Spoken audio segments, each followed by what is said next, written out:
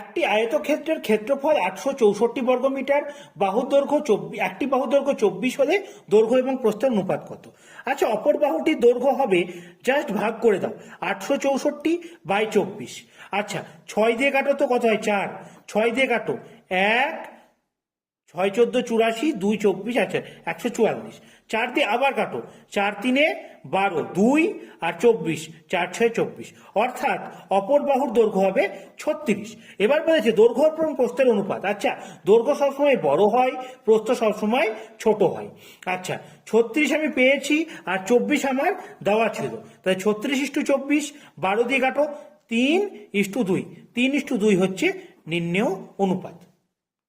ভালো লাগলে চ্যানেলটিকে সাবস্ক্রাইব করো, বন্ধুদের মধ্যে শেয়ার করো, নিজেরা লাইক কমেন্ট করে জানাও তোমাদের ভালো লাগছে কিনা, এবং অবশ্যই চ্যানেলের সাথে জুড়ে থেকো আরো অনেক অঙ্কের আপডেট পাওয়ার জন্য।